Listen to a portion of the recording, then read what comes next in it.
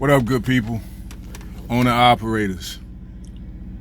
I'm up here in St. Cloud, Minnesota today. And this is the type of weather we got. This is actually my first time in St. Cloud, Minnesota. And I guess it's true what they say, the weather can turn on you at the drop of a dime out here. But what I wanted to talk about is dealing with dispatchers when it comes to this type of weather. Now, as y'all know, I have started my refrigerated journey. I'm only about a week into it now, and so far I gotta say it's been good. I haven't gotten my first settlement yet, but they have been keeping me rolling. Honestly, a little bit too much. I'm a bit tired. So I just hope the money reflects that as it should. But what I wanted to talk to y'all about, man, is dealing with these dispatchers when it comes to this type of weather. Now, in orientation, you know, they make everything sound good. Oh, when the weather is inclement, we don't push you, and you know, it's up to you. You're the captain of your ship. You know, you drive your own truck. And so when I made my delivery this morning here in St. Cloud, the weather was cold, but it was fine. It wasn't raining, it wasn't snowing, it wasn't doing anything. I went inside the receiver to get my paperwork. I had to stand in line for, like, honestly, an hour. And that's being conservative. I stood in line actually longer than that. It took them 15 minutes to unload my truck, and it took me an hour to get my paperwork.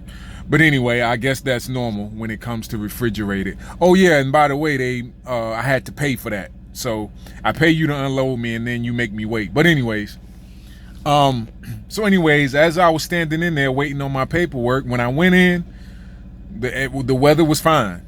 When I came back out, this is what was going on.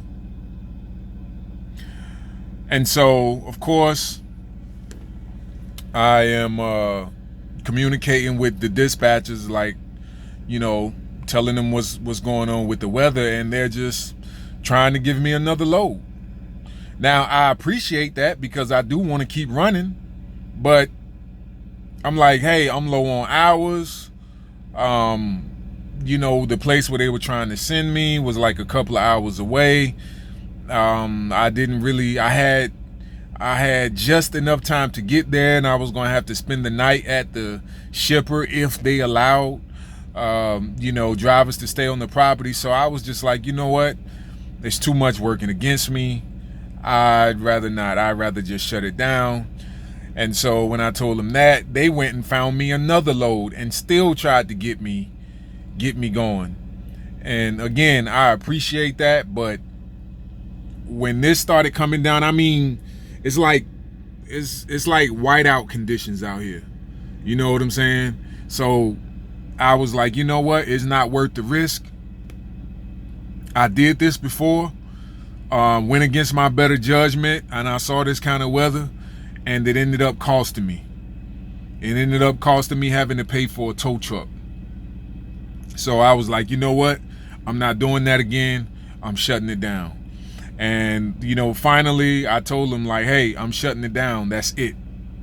And then they were like, okay, well, we respect your decision to go ahead and shut it down. So owner-operators, new owner-operators, even vets, I mean, I know you might want to try and get out here and driving this stuff, but my philosophy is if you need tire change, then it's time to shut it down. It ain't worth it, because you're not only worrying about your vehicle, you got to worry about people hitting you. Yesterday I was down in Mankato, I guess that's how you pronounce it, Mankato, Iowa, and you know, it snowed a little bit, and people were running into the guardrails. They were running into the back of each other.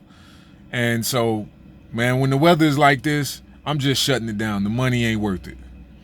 But anyways, That's all I wanted to come to y'all about today. I'm out for now. Peace.